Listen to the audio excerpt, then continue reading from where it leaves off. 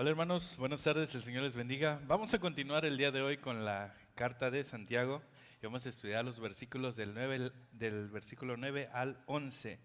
Entonces, ¿qué le parece si antes de iniciar podemos darle gracias al Señor por su palabra y por el gran privilegio que tenemos de conocerle y entenderle por medio de la misma a través de la obra del Espíritu Santo en nuestras vidas? Amén. Señor y Padre Celestial, te damos gracias por este día tan hermoso en el cual tú nos permites una vez más estar reunidos en tu nombre para estudiar tu palabra, para saber qué es lo que tú quieres para con nosotros, tu voluntad santa y perfecta. Y Señor, abre nuestro entendimiento, que tu Espíritu Santo nos lleve a toda verdad, que nos guíe a Cristo, que es la verdad. Te damos gracias en el nombre de Jesús. Amén. Ok, vamos a abrir nuestra Biblia en Santiago, capítulo 1, versículo 9 al 11. Y el tema del día de hoy le hemos puesto: honra a Jehová con tus bienes. Es honra a Jehová con tus bienes. Ocupé esa imagen porque se veía bonito y dije, bueno, está bien, pero así se llama el tema: honra a Jehová con tus bienes. Y vamos a leerlo. ¿Ya lo tiene? Santiago, capítulo 1, versículo 9 al 11. El hermano que es de humilde condición, gloríese en su exaltación, pero el que es rico, en su humillación, porque él pasará como la flor de la hierba. Porque cuando sale el sol con calor abrasador, la hierba se seca, su flor se cae, y perece su hermosa apariencia. Así también se marchitará el rico en todas sus empresas. Entonces comienza el apóstol, el Santiago, que era el medio hermano de Cristo, comienza con estos versículos que hablan de acerca de un hermano que es de humilde condición y un hermano que es rico. Pero para entender un poquito más a qué se está refiriendo con estas palabras, también quisiera tomar un poquito acerca del contexto y de lo que habla la carta de Santiago. En el capítulo 1 en especial nos habla acerca de las pruebas. Y tenemos que tener el contexto, nos habla que hubo una persecución en Jerusalén, entonces muchos cristianos tuvieron que salir de ahí. ¿Y cómo nos podemos dar cuenta de esto? Simplemente vamos al versículo 1. Santiago, siervo de Dios y del Señor Jesucristo, a las 12 tribus que están en la dispersión. Entonces vemos que hay una dispersión, hubo una persecución, en este caso en la ciudad de Jerusalén, y muchos cristianos tuvieron que dejar la ciudad, tuvieron que dejar sus posesiones, tuvieron que dejar sus bienes, y pues muchos no pudieron prácticamente llevar nada. Muchos perdieron familiares, quizá el esposo, la esposa, hijos, fueron martirizados, fueron ejecutados por parte del Imperio Romano. Y entonces esta carta, si nosotros la leemos en el contexto, nos habla acerca de las pruebas. Pero sigue, sí, y vemos que hubo algunos que fueron quemados, otros a la horca, muertos a pedradas, algunos decapitados, etc. Entonces vemos que estaban en una situación muy complicada. Nosotros hasta el día de hoy no hemos padecido algo semejante a lo que quizá estos primeros hermanos padecieron. Y eso debemos de darle gracias a Dios, que estamos hasta en cierto punto en un país donde hasta el día de hoy se respeta la libertad de culto. Pero ellos no estaban en esa situación, entonces ellos realmente estaban en una prueba muy fuerte. Quizá nosotros muchas veces hacemos muy grandes las cosas que estamos pasando en comparación con lo que ellos vivieron en su momento, pero eso nos debe llevar a pensar que con Cristo, pues a pesar de todo lo que venga, siempre vamos a tener un consuelo y una esperanza mayor a lo que el mundo te ofrece. Y bajo este contexto, el apóstol Santiago llega al versículo 9 y dice: el hermano que es de humilde condición, gloríese en su exaltación. ¿A qué se está refiriendo con esto? Bueno, sencillamente al hecho que en Cristo, en la posición que cuando viene alguien, a pesar de que puede ser pobre, pero viene a Cristo, no importa su estatus económico, no importa qué cantidad de dinero tenga en el bolsillo, en la cartera o en el banco, eso no importa, sino que en Cristo está completo. tanto seas pobre o seas rico, en Cristo estamos completos. En Cristo tenemos todo y las bendiciones espirituales son las mismas para todos. Pero aquí hace énfasis en el hermano pobre. Si usted regresa ahí, dice, el hermano que es de humilde condición, gloríese en su exaltación. Es decir, en el momento que ya estamos en Cristo, sabemos que vamos a llegar al momento en cuanto estemos con Cristo para siempre y vamos a estar en algo que no, hasta el día de hoy no me puedo imaginar cuáles son todas las cosas tan hermosas que el Señor tiene preparado para nosotros en el cielo o en la Nueva Jerusalén. Entonces ya estamos sentados en lugares celestiales con Cristo, como dice Efesios, en la carta a los Efesios, en el capítulo 1. Y dice versículo 10, pero el que es rico en su humillación, porque él pasará como la flor de la hierba. Ahora, aquí algunos comentaristas dicen que aquí se estaba refiriendo a personas ricas, pero que son incrédulos, pero por el contexto, yo creo, y muchos concuerdan con lo mismo, que no se está refiriendo a alguien que no conoce a Cristo, sino a alguien que es un cristiano, que dice, pero el rico en su humillación, es decir, que cuando venga la prueba, no importa si eres rico o pobre, debes de estar satisfecho en el Señor. Y si viene una prueba para alguien que tiene un estatus económico mayor, debe de estar gozoso aún en medio de esa prueba. ¿Y cómo podemos también tener certeza de que se está refiriendo a esto? ¿Por qué? Porque cuando viene la persecución, no solamente salieron hermanos pobres o tuvieron que dejar la ciudad hermanos pobres, sino fue parejo. La prueba vino para todos. Y eso también nos debe llevar a pensar que cuando estamos nosotros en este mundo, si algo vamos a tener es aflicción, persecución. ¿Qué dijo Cristo? En este mundo tendréis aflicción, pero no te preocupes, yo he vencido al mundo. Entonces, nuestra esperanza es mayor que la del mundo. Venga lo que venga, nosotros estamos seguros en Cristo, estamos completos en el Señor. Pero al mismo tiempo es un recordatorio de que todo esto, todo lo que estamos viviendo, toda esta vida es temporal. La vida en esta tierra es temporal. Como dice el versículo 11, porque cuando sale el sol con calor abrasador, la hierba se seca, su flor se cae y perece su hermosa apariencia. En otra parte de la escritura dice, la vida es como una neblina que en un instante sale y en otro desaparece. Es fugaz, es rápido. Y muchas veces el mundo piensa que esta vida es larga, pero en realidad no es así, es corta. Comparado con la eternidad donde no hay tiempo, esto es efímero, esto es fugaz. Por lo tanto, aquí el apóstol Santiago lo que está diciéndonos, en otras palabras, es el hecho de que las pruebas hacen que todos los creyentes dependamos por igual de Dios. Si eres pobre, cuando viene la prueba, tu único socorro, tu confianza la debes de poner en Cristo, en Dios. Cuando eres rico, al igual, cuando viene la prueba, tu fuente de seguridad, tu fuente de salvación, no es el dinero, no son las cosas que tú puedas tener en esta tierra, es Dios también. Entonces las pruebas que nos hacen depender más de Dios. Nos llevan a saber que todo lo que tenemos en este mundo es temporal, es fugaz, se acaba, se desgasta, se termina. Incluso puedes tener dinero hoy, quizá mañana no, si el Señor de alguna manera quiere pasarte por una prueba difícil. ¿Y cómo lo sabemos? En la Escritura lo encontramos. Encontramos a Job, que de un día para otro el Señor manda una prueba muy fuerte sobre su vida y pierde todo. Y dice por ahí, todos admiramos la historia de Job, excepto cuando nos toca ser Job. Porque es bonito leerlo, es bonito estudiarlo y decir, qué gran fe de Job, qué fuerte, y no, mira, pero a veces nosotros no estamos angustiados por cosas y dices, oye, pues como que no estamos tan preparados para ser el Job.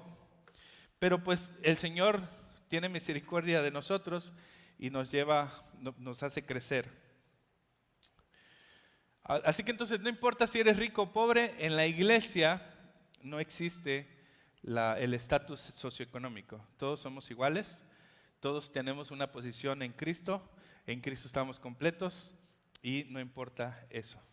Tampoco, así como no importa qué color de piel tienes, no importa también si eres alto o chaparrito, si eres hombre o mujer, eso no tiene relevancia en la congregación. Obviamente hay un orden dentro de la congregación, pero hablando en cuestiones delante de Dios, Dios no hace excepción de personas, todos somos iguales delante de Él. Y por un lado, yo he encontrado, eso no estoy hablando aquí, pero he escuchado de lugares donde alguien puede decir, no, yo no voy a esa iglesia. Un rico puede decir, no, es que yo no voy a tal iglesia porque van puros pobres. Y bueno, eso es hacer acepción de personas. Pero por otro lado, puede haber un pobre que diga, no, yo no voy a esa iglesia porque ahí van puros ricos. Ambos extremos son igual de pecaminosos.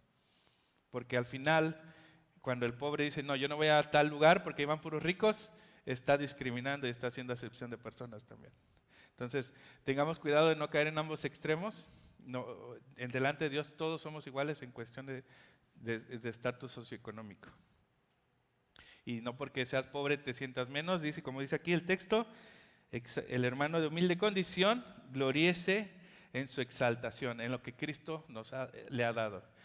Y sucesivamente el rico también esté contento en su humillación cuando pase por la prueba.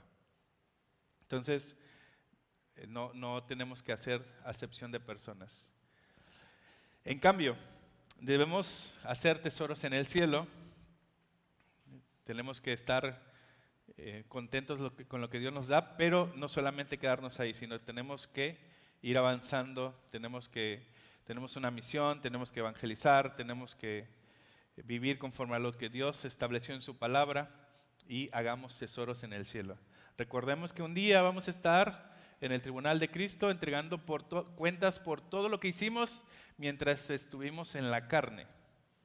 Eso no es para un juicio para condenación, sino es un juicio, es un tribunal para ver qué tanto hicimos. Porque a veces en nuestra vida cristiana podemos estar muy cómodos, estar muy pasivos y no evangelizar, no hacer esto, y cuando sí tenemos tiempo de hacerlo, pero preferimos hacer otras cosas que no. Y no estoy diciendo que sea malo ver televisión o ir al cine o ir a comer a un buen restaurante, no estoy hablando nada de eso, sino que hay tiempo para todo. Hay tiempo para todo. Entonces, a veces podemos tener ciertas excusas, pero delante de Dios, en ese día no va a haber excusa que valga porque el Señor lo sabe todo. Entonces, tratemos de llevar una vida cristiana disfrutando lo que Dios nos da, claro que sí, pero no dejando de hacer también lo que Él nos mandó. Ok, y bueno, vamos a pasar ahora el rico y el pobre, pero lo quiero enfocar desde el punto de vista del cristiano y el trabajo. Dios nos ha mandado a ser diligentes en el trabajo y la pregunta es esta: ¿en qué casa le gustaría vivir? ¿En esta? Que pues no tiene, parece como una cuevita, no sé, tiene forma de media extraña, o en esta. Es una casa humilde, pero pues tiene sus ventanitas, su techo, está limpio, tiene hasta macetitas con plantas ahí bien bonitas por dentro. No tiene la pared revocada, pero pues tiene todo acomodado, está todo bonito, ¿no? ¿En qué casa le gustaría vivir? ¿En esta o en esta? Obviamente creo que todo el mundo diría que en esta, aunque sea. Entonces vamos a ver un poquito acerca de lo que es el cristiano y el trabajo, porque Dios nos da instrucciones acerca de lo que debemos de hacer con el trabajo. Dice, ningún trabajo es malo, lo malo es tener que trabajar. Espero que nadie piense así aquí. Hoy me levanté con ganas de trabajar, me voy a dormir un rato a ver si se me pasa. A veces yo me he sentido así, digo, nada, no. Pero, hijo, levántate a buscar trabajo. Hoy no puedo, mamá, es día feriado, 1 de mayo, Día del Trabajador. Fíjese, esta es la forma que quizá el mundo piensa, aunque son bromas, aunque parezca chiste, pero es algo de lo que el mundo piensa. ¿Y por qué? Porque, por ejemplo, este es el ensayo, lo escribió, este es un fragmento del ensayo de Bob Black y dice la abolición del trabajo.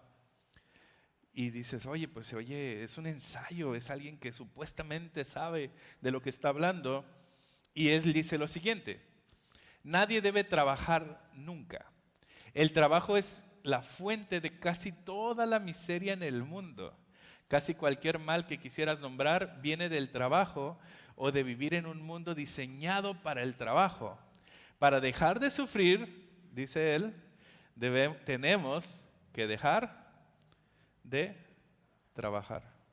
Suena muy bonito, pero es obviamente que esto es totalmente, aunque suena hasta, para nosotros puede llegar a sonar ridículo, pero en el mundo esa es la mentalidad que el mundo está adoptando actualmente acerca del trabajo. Ahora, ¿qué dice Dios acerca del trabajo? Bueno, el Señor es nuestro ejemplo acerca del trabajo. Vamos a leer rápidamente Génesis 1:31. Y vio Dios todo lo que había hecho, y he aquí que era bueno en gran manera. Y fue la tarde y la mañana, el día sexto. El Señor ve que todo lo que Él había hecho, dice, era bueno. El trabajo que Él había realizado, ¿qué dice? Era bueno. 2:2. Y acabó Dios en el día séptimo la obra que hizo, y reposó el día séptimo de toda la obra que hizo. Aquí vemos que el Señor trabaja 6 días, bueno, en 6 días hace toda la creación, el cielo y la tierra y todo lo que en ella existe, y el séptimo día descansa. Entonces nos da un preámbulo también para la semana de 7 días, por si alguna vez se ha preguntado, ¿de dónde surge? ¿Por qué nuestra semana tiene 7 días, no tiene 6, no tiene 5, no tiene 8, no tiene 9? Bueno, pues porque todo parte aún de la Escritura.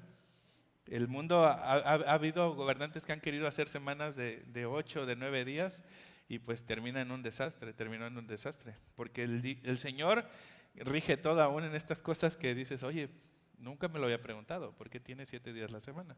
Bueno, porque el Dios estableció eso desde la creación.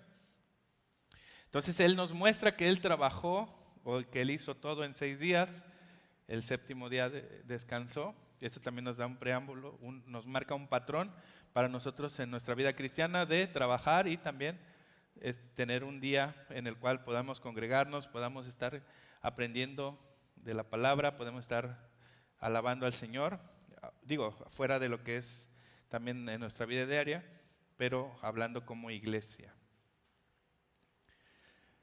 Ahora, dicen muchos, no, es que el trabajo, como dices, lo malo es, como dice don Ramón ahí en el meme, dice, lo malo es tener que trabajar. Bueno, Dios antes de la caída ya le había dado trabajo al hombre. ¿Cómo lo podemos corroborar? Vamos rápidamente a Génesis 2:15. Tomó pues Jehová Dios al hombre, y lo puso en el huerto de Edén, para que lo labrara y lo guardase. Entonces, Dios toma al hombre, lo pone en el jardín del Edén y le da una tarea. ¿Cuál era la tarea? Que lo labrase. Ahora, esto es muy, muy distinto a lo que nosotros tenemos por idea del trabajo, porque viene la caída, viene la desobediencia del hombre y todas las condiciones del trabajo empeoran. Viene una maldición que hace que el trabajo sea más difícil. Que ahora dice, te ganarás el pan con el sudor de tu frente. Pero antes ya había dado trabajo. No sé cómo sería el jardín del Edén, pero no sé, o sea, qué trabajo tan difícil hubiese sido si todo era perfecto, pero pues el trabajo iba a ser mínimo. Quizá nada más ahí cuidar y no sé, pero iba a ser mínimo el trabajo. ¿Cambia todo? Sí, claro, cambia todo con la caída del hombre, pero a pesar de ello, no es una maldición el trabajo, es una bendición de Dios el trabajo. Entonces el trabajo es una bendición de Dios al hombre. Debemos de quitarnos esa idea de que es una maldición. No, es una bendición.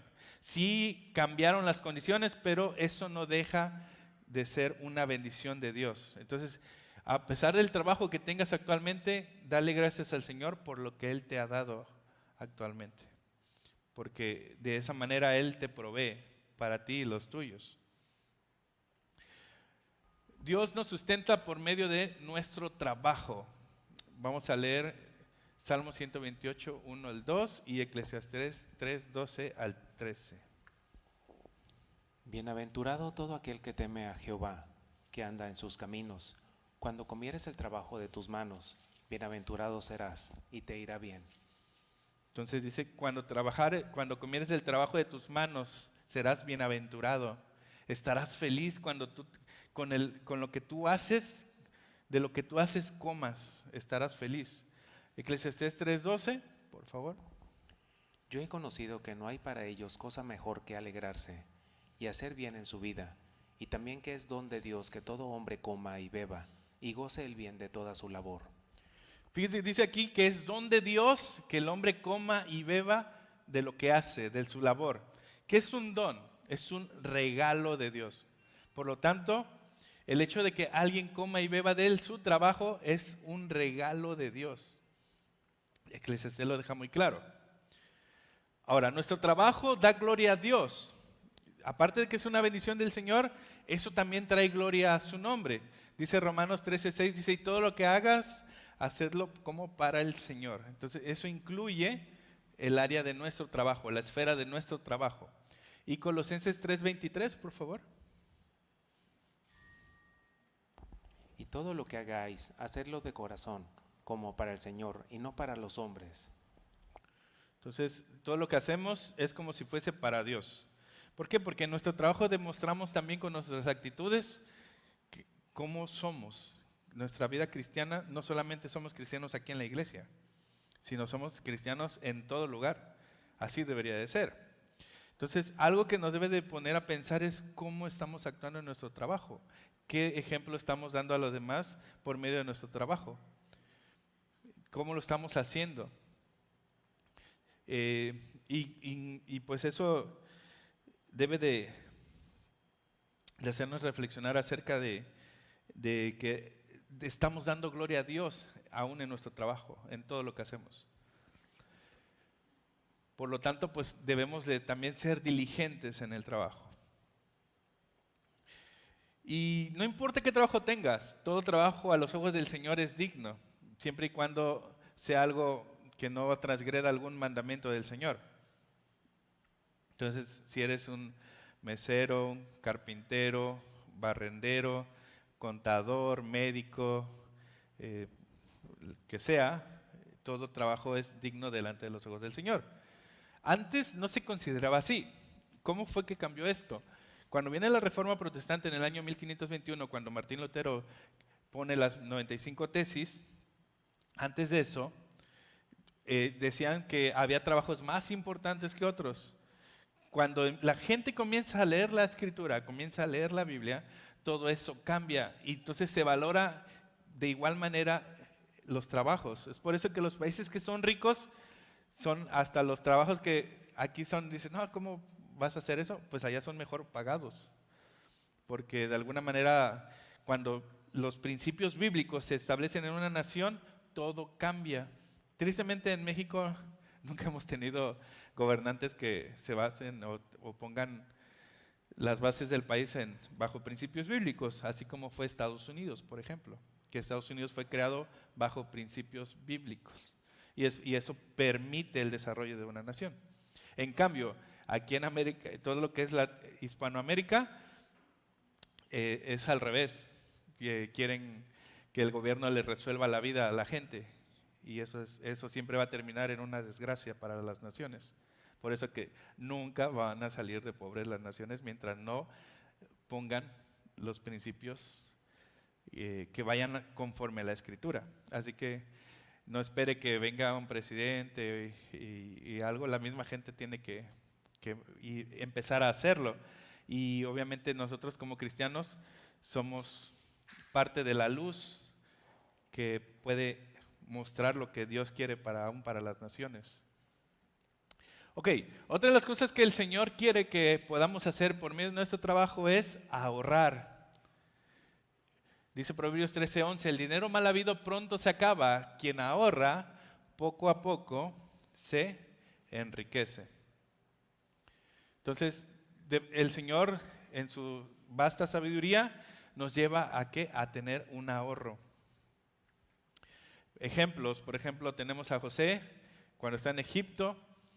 Hay un sueño, ya se sabe la historia, pero dice, van a venir tiempos donde va a haber escasez. En ese tiempo van a tener que ahorrar. El Dios le da la sabiduría a José para que dé la orden dé el consejo en este caso al faraón, para que guarden granos, comida para el tiempo malo. Bueno, pues el Señor también nos da ese consejo.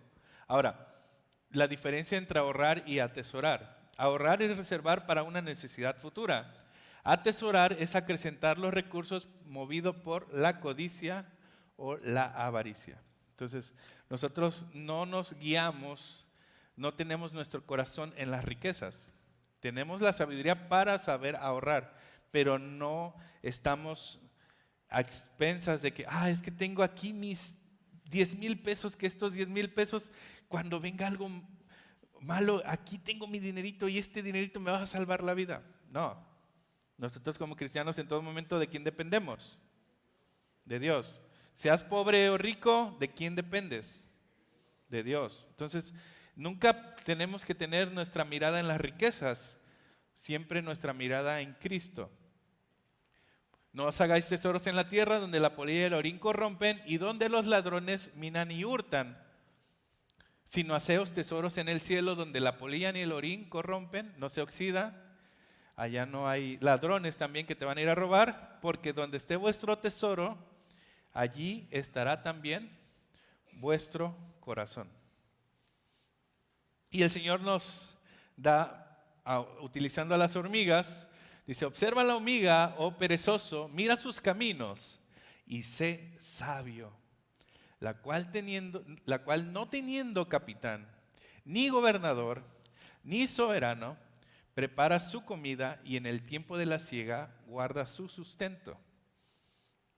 Entonces, un cristiano debe de ir viendo, guardando, ¿para qué? Para la vejez. Y ciertamente Cristo nos dijo, dice, no os afanéis por lo que has de comer mañana, ni lo que has de vestir. Pero aquí no está hablando de eso. O sea, hay gente que se preocupa de más. Aquí lo que Dios nos está llevando es a tener una previsión. No que esto nos quite el sueño, obviamente, porque el Señor es nuestro sustento. Pero al menos que digas, oye, pues para cuando ya esté viejito, que ya no pueda trabajar, pues tengo ahí ahorrado. El Señor, como dice el que leímos hace rato, ya tienes tu ahorro.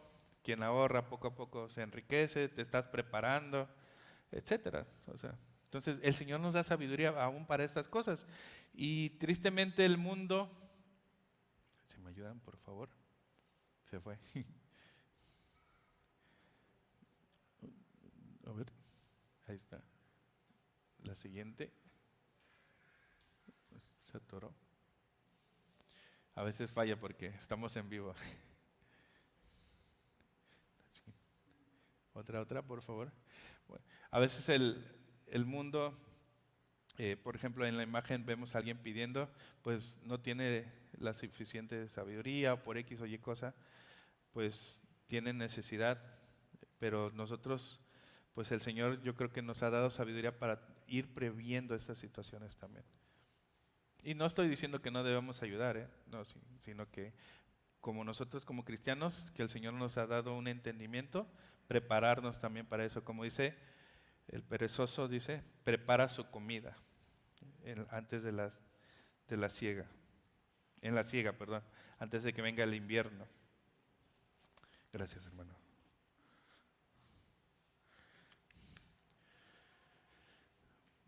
Ok. Bueno, estas imágenes, ambas imágenes, pues son de niños. Hay unos niños pidiendo y hay unos niños trabajando. Ahora, esto pues no es lo más, ¿cómo diré? Algo que esté bien. Pero ambas imágenes, yo prefiero en lo personal que los niños en el peor en los dos escenarios, pues que empiezan a ganar, a trabajar y a saber valerse por sí mismos, a que se la pasen pidiendo, o porque luego los ocupan también para pedir y cosas así, y pues está mal, ¿no? Pero después llega el momento donde se acostumbraron toda la vida a estar dependiendo de los demás y ya no trabajan. Aquí dice acepto bitcoins. Y pues esto está mal. O sea, si alguien viene a Cristo, tiene que dejar esta forma de vivir y debe de ponerse a trabajar. Porque eso va a representar que verdaderamente cree en lo que dice la palabra. El que no trabaje, que tampoco coma.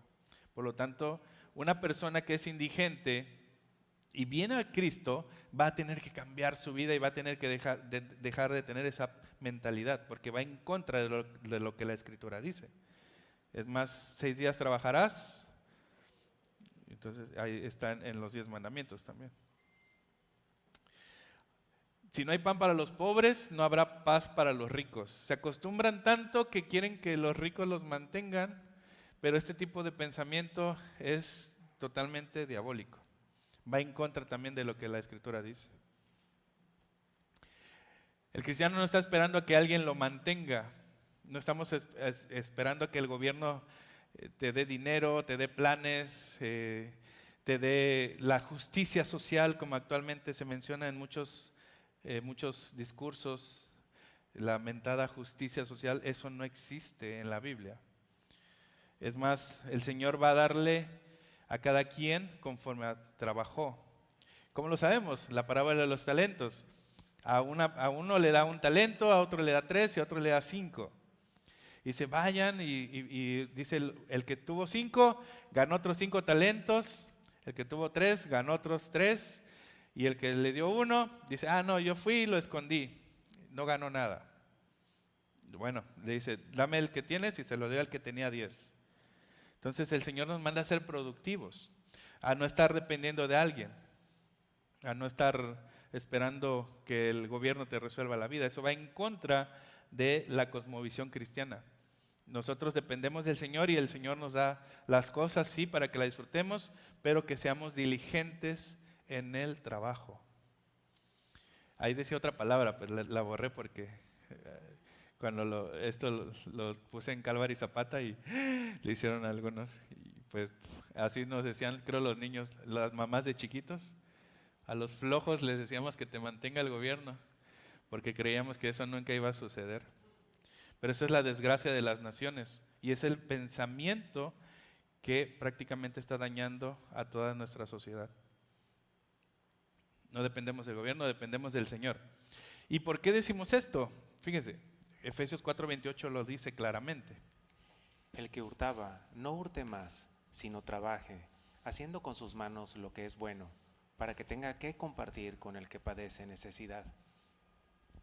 Aquí la instrucción es para que el que robaba, pero no queda ahí, dice, el trabaje ahora, dice, ¿para qué? Para que comparta con los demás. Entonces, no solo queda ahí de que, bueno, ese ya no trabajaba, ese era un ladrón. Viene a Cristo, dice, antes robabas, ahora trabaja. Pero no solamente te vas a quedar ahí, ahora vas a compartirlo con los demás. Hablando con los demás, pues también con la iglesia, con el cuerpo de Cristo. Entonces, vemos que cambia toda la cosmovisión cristiana, nos lleva a ser diligentes en el trabajo, a ser esforzados en el trabajo. 1 Timoteo 5:8, el Señor dice, Dios quiere que trabajemos, ¿para qué? Para proveer la familia. Porque si alguno no provee para los suyos, y mayormente para los de su casa, ha negado la fe y es peor que un incrédulo. Entonces, el Señor dice, si tú estás al frente de una familia, debes de proveer para los de tu casa. En la traducción Palabra de Dios para Todos dice de la siguiente manera: si alguno no mantiene a su familia, particularmente a los de su propio hogar, niega la fe y es peor que el que no cree. Es una palabra muy fuerte. ¿Por qué? Porque aquí está diciendo en otras palabras, quizá en una manera práctica, de nada sirve que estés en la iglesia el domingo, el miércoles, sirviendo al Señor, haciendo esto y lo otro, pero no estás llevando el sustento a tu familia. Entonces no sirve de nada. Tienes que poner tus prioridades en orden. Mantener a tu familia, particularmente a los de su propio hogar, que al menos tengan el sustento y el abrigo. Entonces, eso es una advertencia que la palabra nos manda, y dice, y es peor que el que no cree. O sea, es algo muy fuerte. Cuando te pones a analizarlo, de nada sirve todo lo que hagas si no estás cumpliendo esto. Pasas a ser peor que el que no cree. Entonces, tengamos cuidado de poner nuestras prioridades en orden. Ahora, algunos dicen, yo he escuchado en algunos predicadores, no, es que la mujer no debe de trabajar, es que no debe de hacer esto o lo otro. Bueno, pues vamos a ver qué es lo que dice Dios para la mujer virtuosa. Obviamente, esta mujer sabe también tener sus prioridades, su casa es primero, sus hijos, pero a pesar de ello, lo que vemos en el texto bíblico es lo siguiente. Esta mujer dice, anda en busca de lana y de lino y gustosa trabaja con sus manos. Es como los barcos mercantes que traen de muy lejos su alimento, se levanta de madrugada, da de comer a su familia y asigna tareas. ¿A quién? Hermanas, ¿cuántas tienen criadas aquí? Creo que no. Entonces nos habla de algo grande, de una mujer muy próspera para tener hasta criadas. Y no solamente queda ahí. Esta mujer tiene conocimiento porque dice, calcula el valor de un campo y lo compra. Con sus ganancias planta un viñedo, decidida se ciñe la cintura y se apresta para el trabajo. Vemos también que es una mujer esforzada. Se complace en la prosperidad de sus negocios y no se apaga su lámpara en la noche. Con una mano sostiene el huso y con la otra tuerce el hilo. Entonces vemos una mujer preparada, es una mujer que está preparada, tiene conocimientos aún de economía, de matemáticas, para saber hacer cuentas, y es esforzada. Entonces, hermanas, si de alguna manera el Señor te ha dado sabiduría e inteligencia para emprender algo, mientras no afecte tus prioridades, que es tu casa y tus hijos, pues anímate a hacerlo también. Eso puede traer bendición también a tu casa. El Señor no prohíbe esas cosas. En cambio, lo alaba, que esta mujer es la mujer virtuosa de Proverbios 31. Ok, ahora, el Señor también quiere que por medio de nuestro trabajo podamos ayudar a otros. Vamos a leer Santiago 2, 14 al 18. Hermanos míos, ¿de qué aprovechará si alguno dice que tiene fe y no tiene obras? ¿Podrá la fe salvarle? Y si un hermano o una hermana están desnudos y tienen necesidad del mantenimiento de cada día, y alguno de vosotros les dice, id en paz, calentaos y saciaos, pero no les dais las cosas que son necesarias para el cuerpo, ¿de qué aprovecha? Así también la fe, si no tiene obras, es muerta en sí misma. Pero alguno dirá, tú tienes fe y yo tengo obras, muéstrame tu fe sin tus obras, y yo te mostraré mi fe por mis obras. Dice, ¿de qué le sirve que le digas Dios te bendiga si de alguna manera no le das para sus necesidades? Y ahora, aquí también tenemos que señalar que va a haber ocasiones donde algún hermano se las está viendo muy mal. O puede ser que alguien que va llegando y no tiene suficiente dinero y de alguna manera tú ves la necesidad.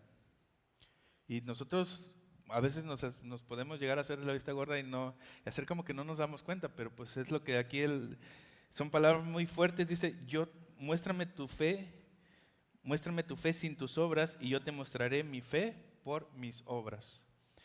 Y algo que esto me gusta contarlo porque es algo que a mí me ha servido mucho, es algo que me decía mi papá y decía, si tú nunca juzgues a un hermano por cómo va vestido a la iglesia.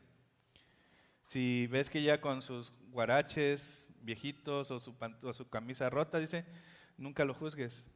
Y tampoco le digas, hermano, ¿por qué traes esa playera rota? En cambio, mejor, si no te gusta cómo viene vestido, cómprale unos zapatos y regálaselos. O cómprale una playera y regálasela. Eso era algo que siempre nos decía, entonces quedó muy presente en mi vida. Y a veces caemos en juzgar a los demás por cómo vienen, por su condición económica, pero en lugar de ver eso, ¿por qué no vemos cómo podemos ayudarle a ese hermano? Y va a haber hermanos que a veces no la ven venir, o sea, a veces viene una prueba tras otra, y es ahí donde debemos estar presentes para ayudarle a esos hermanos. Y abrir nuestro corazón, y como dice aquí Santiago, dice, yo te mostraré mi fe por mis obras. Y pues hay que abrir el corazón también. El Dios quiere que por medio de nuestro trabajo, como dice Efesios 4:28, dice, el que hurtaba no hurte más, sino que trabaje ¿para qué? Para que pueda ayudar a los otros, a los demás. Eso habla que nuestra fe tiene obras. Pero ojo, cuidado también con el otro extremo. Porque muchas veces puede ser que en la vida cristiana te acostumbres y no seas diligente en el trabajo. Es que ese trabajo, no me gusta mi trabajo y una semana un trabajo, otra semana otro trabajo, otra semana otro trabajo y se la pasan de trabajo en trabajo. Porque no estás siendo quizá diligente en el trabajo. Entonces siempre estás en problemas económicos, puede haber que están en problemas económicos y esto y lo otro. Y quieren que se acostumbran a que te estén dando todo. Y eso no es correcto también. También tus propias, la falta de diligencia pues va a traer consecuencias. Aquí dice, para mí que el gato está sobreactuando. Entonces, no caigamos en los extremos. Y si alguien está en necesidad, pues también orar al Señor, pero también analizar su vida, o sea, analizar nuestras vidas, qué estamos haciendo mal. Quizá el Señor quiere que cambiemos ciertas actitudes, que cambiemos nuestro carácter. Entonces, debemos de analizarnos, examinarnos a nosotros mismos, en qué estamos gastando, cómo estamos administrando lo que Dios nos da, con el fin de que pues seamos sabios también en cómo administramos el dinero. Pero sí también, acuérdese que nuestro sustento viene de Dios, pero también nuestras decisiones tienen consecuencias. Podemos caer en actitudes pecaminosas, como la pereza, por ejemplo. ¿Por qué digo esto? Cuidado con la pereza. Proverbios 19:15, por favor. La pereza hace caer en profundo sueño, y el alma negligente padecerá hambre. La pereza hace caer en profundo sueño, y los que son perezosos, dice, padecerán hambre. No seamos como el perrito. Los lunes me gana la pereza, dice, es martes, los martes también. Entonces, debemos de ser diligentes en el trabajo, en lo que hacemos. Dice Eclesiastés 18, por la pereza se cae la techumbre y por la flojedad de las manos se llueve la casa. Entonces, aunque tu casa esté sencilla, humilde, pero es muy distinta a que esté bien arregladita como la que vimos al inicio, a que esté cayéndose y todo por la pereza. Entonces, tengamos cuidado con la pereza porque la pereza es un pecado. Es pecado la pereza. Y también, por ejemplo, ahí vemos en la imagen, tiene su antena de TV de paga. No es que sea mala tener TV de paga, pero pues sus prioridades son otras. tener TV de paga. También debemos de ser sabios otra vez en cómo administramos el dinero. Según Tesalonicenses 3:6 dice lo siguiente: hermanos míos, con la autoridad que nuestro Señor Jesucristo nos da, les ordenamos que se alejen de cualquier miembro de la iglesia que no quiera, ¿qué dice ahí? Trabajar.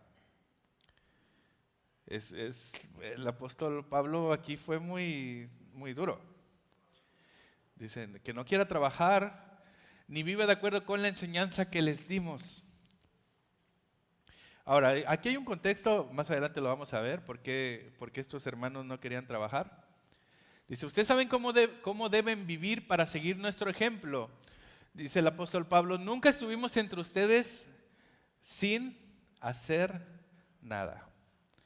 Aparte de lo que es el trabajo del ministerio, que muchas veces dicen, pues predicar, preparar la prédica y todo. La verdad que es un trabajo muy pesado, o sea, gracias a Dios que tenemos a Hassan que es de tiempo completo, que él está, y a José, pero la verdad es que es muy pesado, demasiado pesado, porque aparte de que implica trabajo, estar leyendo, estar preparando el sermón, estar dando de forma, pues implica también el estar orando, el estar estudiando y pues la consejería y todo lo que tiene que ver con la iglesia. Entonces no es nada sencillo. A veces podemos despreciar o pensar que no se trabaja cuando preparas un tema, pero no, es mucho trabajo, más cuando es una predicación expositiva, que vas versículo por versículo, entonces tienes que rascarle más, tienes que investigar más. Aquí el apóstol Pablo dice, ustedes saben cómo deben vivir para seguir nuestro ejemplo, nunca estuvimos entre ustedes sin hacer nada. Entonces el apóstol Pablo, todo lo que tenía que enseñar de la obra del trabajo del ministerio, dice, aún a pesar de todo eso, por la situación, dice, nunca estuvimos sin hacer nada. Ojo, no estoy diciendo que Hassan deba de buscar un trabajo y hacer eso, no estoy diciendo eso.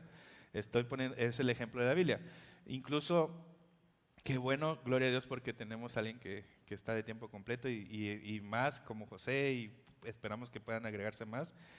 Pero aquí lo que el apóstol dice, está haciendo énfasis en el trabajo, que nunca estuvo así todo pasivo, sino que versículo 8 dice, y nunca recibimos comida sin pagar por ella, al contrario trabajamos de día y de noche para que ninguno de ustedes tuviera que pagar nada por nosotros.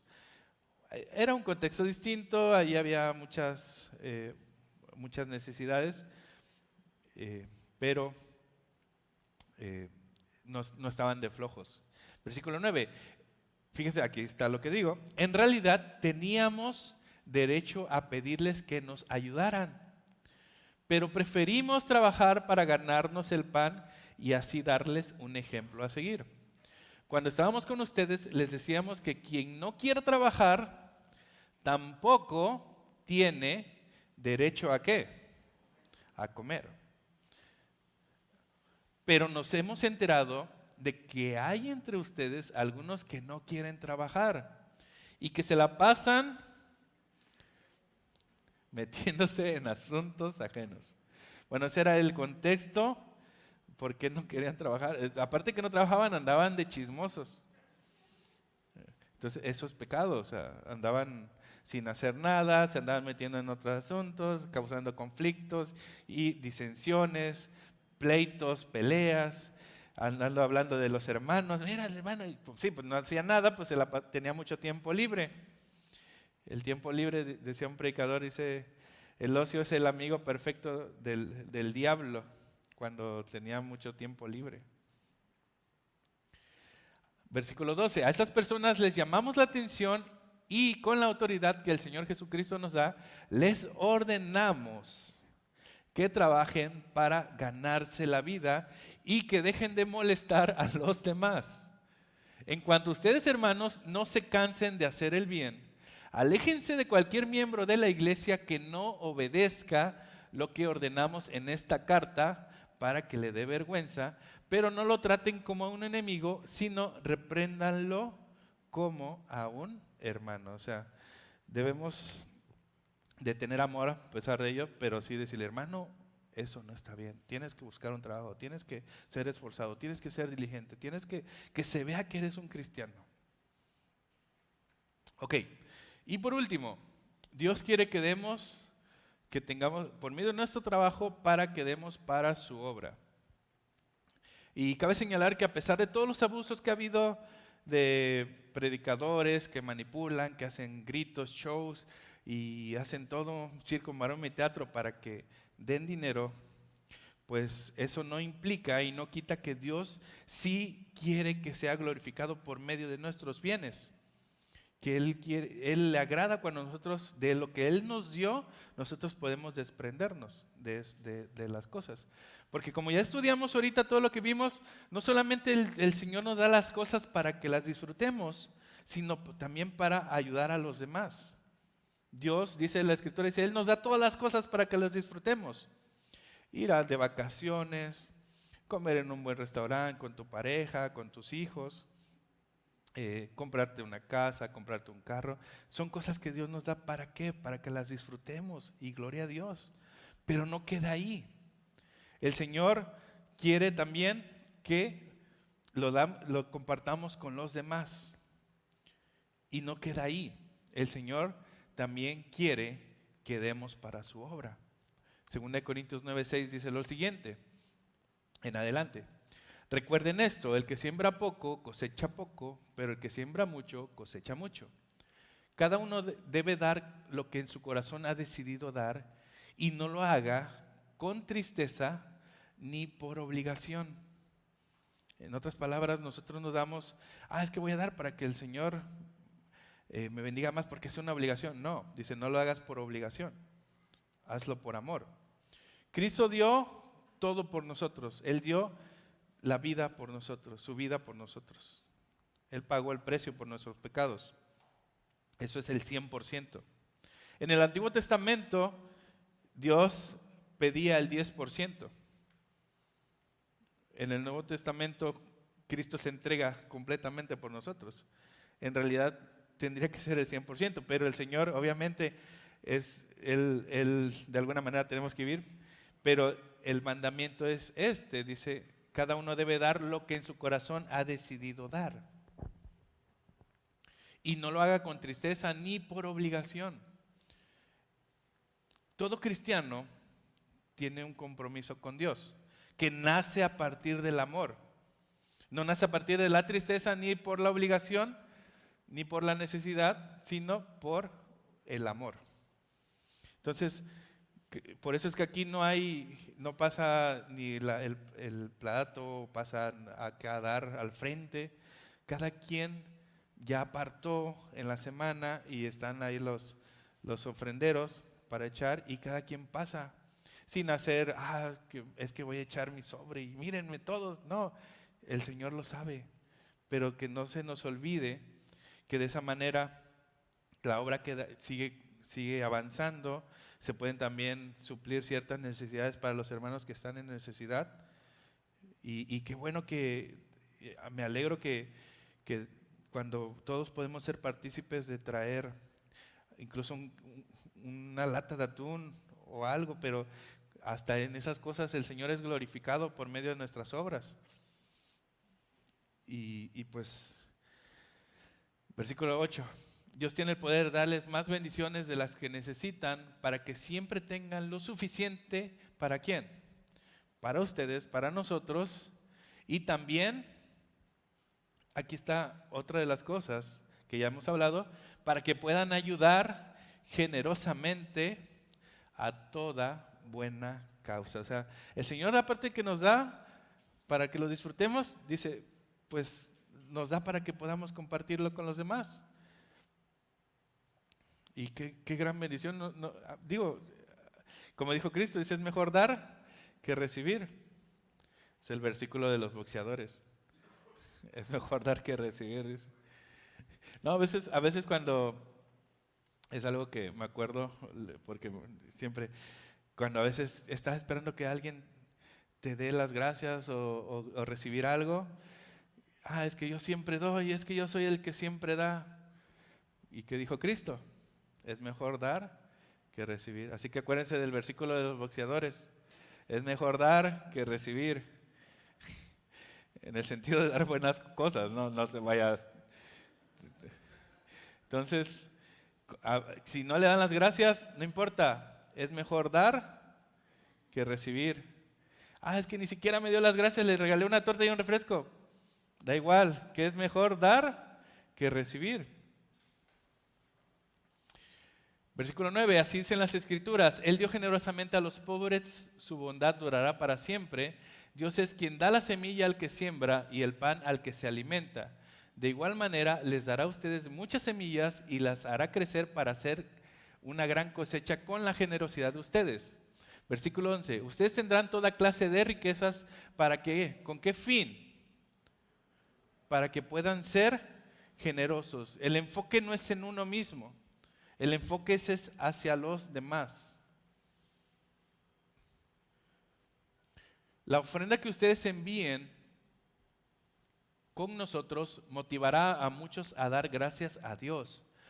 Ustedes no solo están supliendo las necesidades del pueblo de Dios, sino que también están sirviéndole a Él.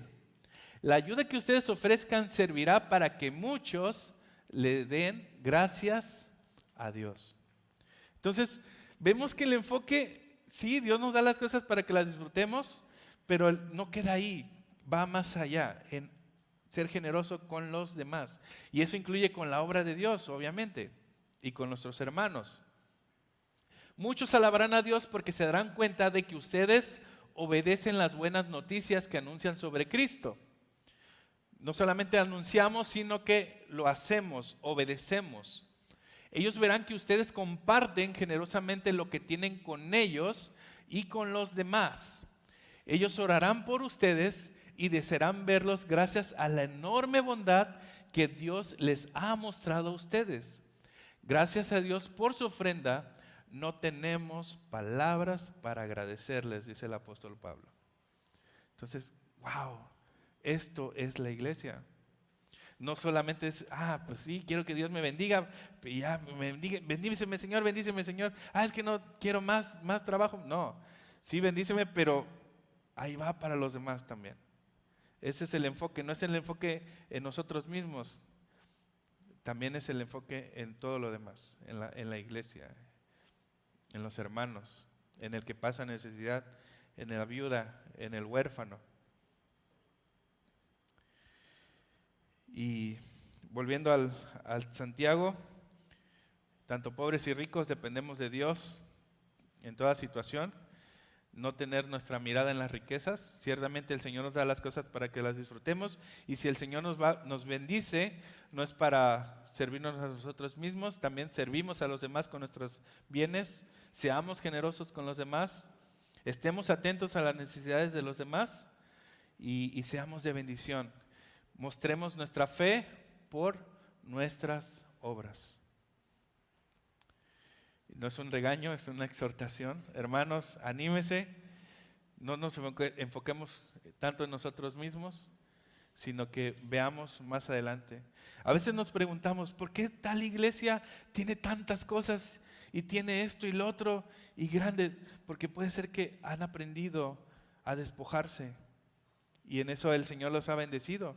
No sé si ustedes cuando han visitado algunas otras iglesias y no sé si se han preguntado eso. Y yo a veces digo, pero puede ser que han puesto en práctica la obediencia. Y no estoy diciendo con esto, es que nos vamos a hacer ricos. No. No quiero que pienses en ese sentido, no. Sino en que tengamos para ayudar a los demás. Que a pesar de eso van a venir pruebas, porque las pruebas nos hacen depender del Señor. No importa en qué situación económica estés, las pruebas van a venir. Pero es mejor obedecer y que en medio de la prueba, como cristianos, podamos ser un cuerpo, podamos ser la iglesia donde nos sostenemos los unos a los otros. No estamos solos, somos hermanos, somos una familia en Cristo. Amén. Hermanos, Dios les bendiga, vamos a orar y darle gracias al Señor. Señor y Padre Celestial, te damos gracias. Ayúdanos, Señor, a mostrar nuestra fe por medio de nuestras obras, a ser diligentes, a saber que en Cristo no es ni mayor el que tiene más, ni es menor el que tiene menos, sino que todos somos iguales, que somos una familia donde todos vemos por las necesidades de todos. Danos amor, Señor. Danos amor, danos unidad. Que podamos en lo poco, en lo mucho, ayudarnos. Recibe toda la gloria, Señor. En el nombre de Jesús, tu Hijo amado. Amén.